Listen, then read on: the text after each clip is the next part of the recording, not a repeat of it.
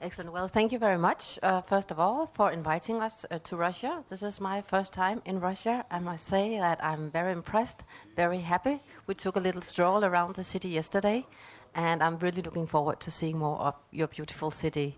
We have heard rumors that Moscow is indeed very beautiful, and the rumors have been true, I must say. I would also like to alert everyone's attention to the very timely title we have, because today, as we sit here, the whole world is actually celebrating the global forum that we do have exactly to achieve killing stereotypes and finding common values and points for interaction. I'm speaking of the United Nations, who today is actually celebrating its 70th birthday.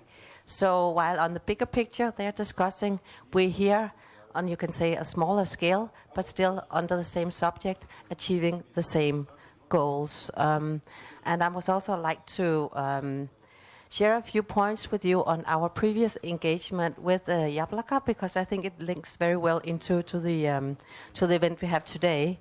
And very much thank you for the good collaboration. Dr. Petroskin was in Copenhagen, or actually he was in Bornholm, the city of Bornholm, this summer, where we had the People's Meeting.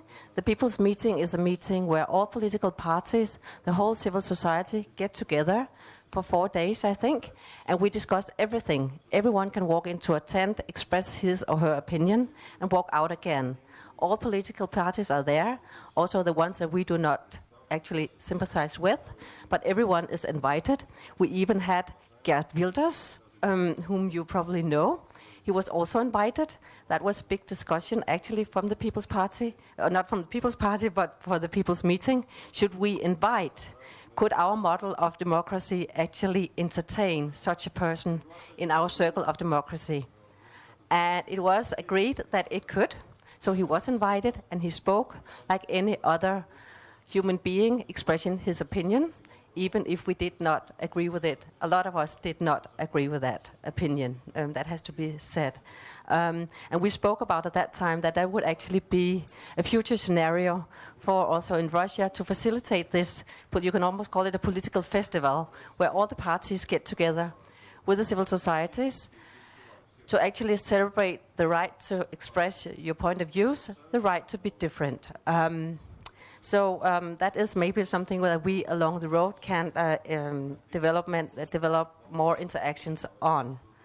Also, Dr. Petroskin started by saying that Jablonka is actually funded by, or rests on values, social values, social liberal values, European values. And I must say that's no surprise then that we get along so well, because that's our foundation as well. When we broke out from the Liberal Party in 1905, that was exactly because we were founded on a strong belief that you cannot solve your problems internally within the nation. You need to have a global outlook. And what was also a part of that discussion at that time was that we did not agree with the strong military interventions or militarism that was on the table at that time. So I think we are very much in the same situation, and I think that very much links to the fact that we are also now expressing our views together and trying to find a common value and common grounds. So you can say, as Klaus Franzen mentioned also, and I think also in Morten Østergaard earlier this morning, that we are in two different situations. We are coming from a culture that has had a democracy for a long time, where we have been able to express our opinions for a long time.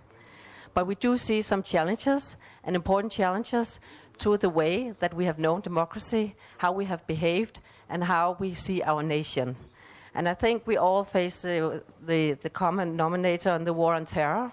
That is a challenge to the way that Danes have acted. Because when strikes are happening, what will be our response? Will we close around our nation, or will we stay open?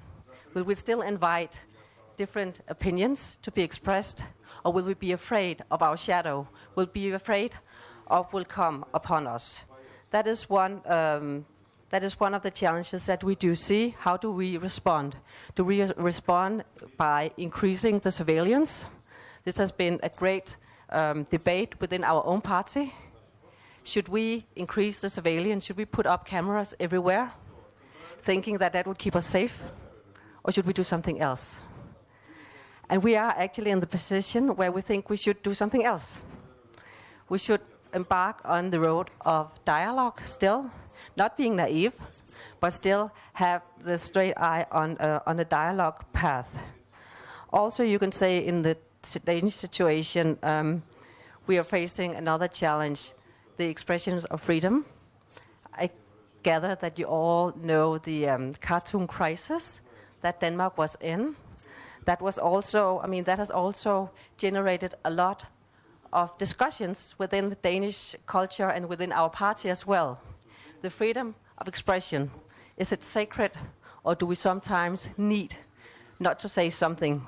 Do we allow ourselves to go out and say whatever we want to say because we have the right to do that?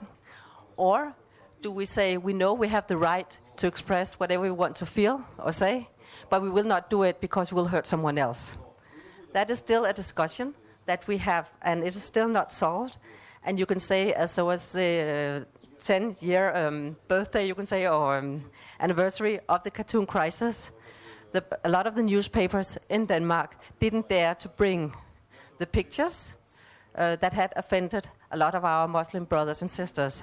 So many took that as a step back, saying, okay, we do not longer have the freedom of speech, or we do not dare to express ourselves freely.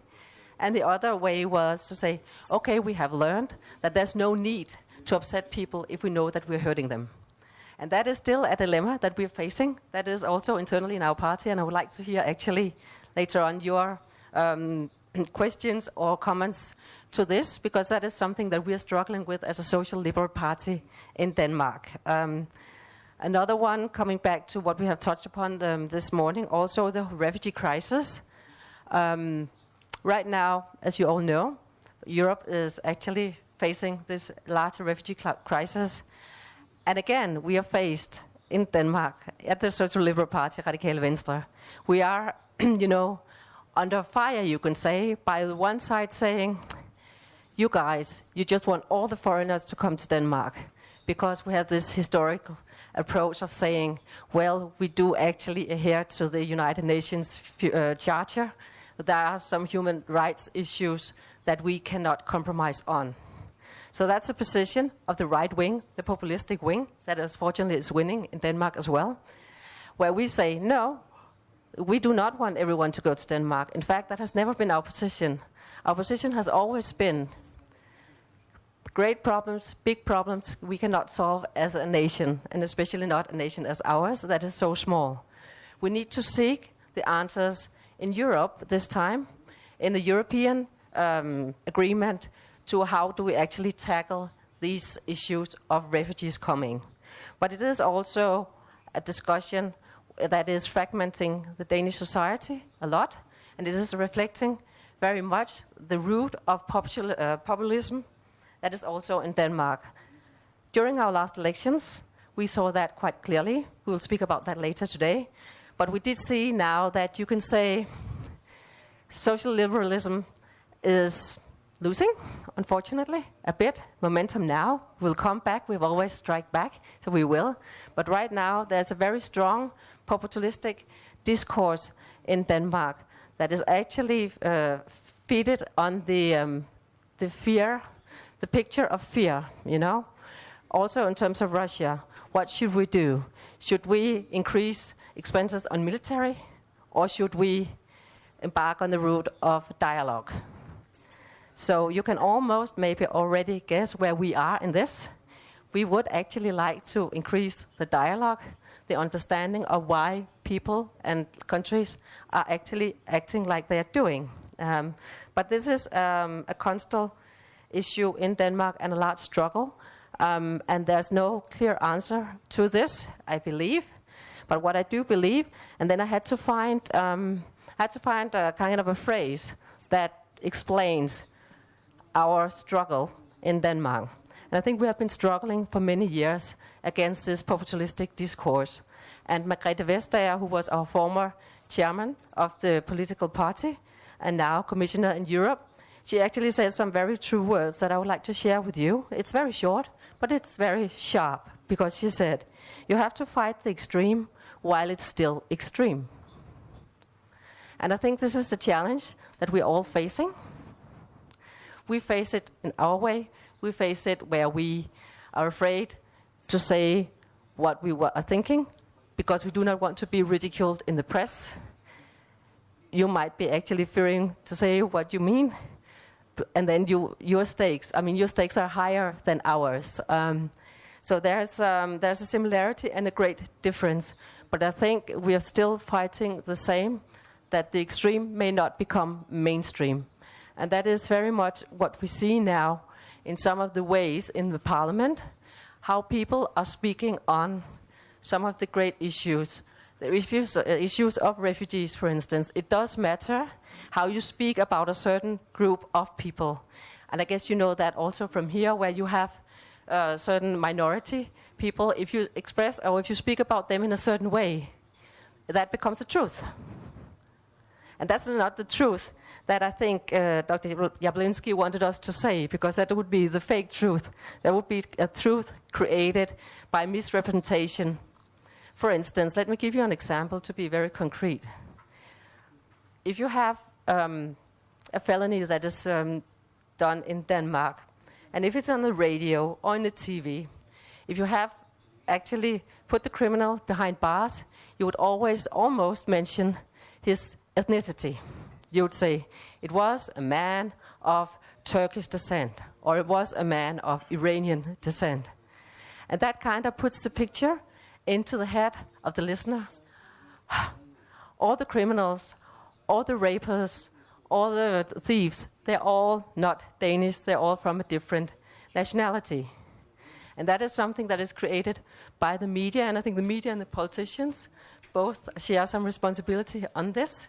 But it has been like a very negative cycle, you can say, in Denmark, where you today, from the chair of the parliament, can actually express something that, if you tell my American friends what we can actually be allowed to say from the chair of the parliament, they are just, we cannot believe this, we cannot believe what you're hearing. But it is because the extreme has become mainstream. So if you allow this to happen, you are actually embarking on the wrong way. And I think what we can do as political parties is also that we educate ourselves, that we do not fall into that pitfall to do that. Because then we are also guilty of creating false images and stereotypes that are so painful and hurting towards the people that are actually living under these stereotypes or with these stereotypes. So what could we do? That was one of the questions. I think very much, as Jablinski said this morning, Dr. Jablinski, speak the truth. Statistics always works. Put that out there, saying, when you're in a discussion with someone, saying, it's always the Turkish people that's doing this and this, put out the statistics saying, no, it's not. It's actually not the case. Because statistics are quite, convincing. And the truth is also quite convincing. So I think what my final remark would be now is that I truly hope that we can continue this collaboration. And I think that we must, Jablaka, Radikale Venstre, everyone else we have from the Finland and from the UK also, and from ALDE, we must together actually fight the extreme before it becomes mainstream, because if we get there, we have truly lost the social liberal battle. Thank you very much.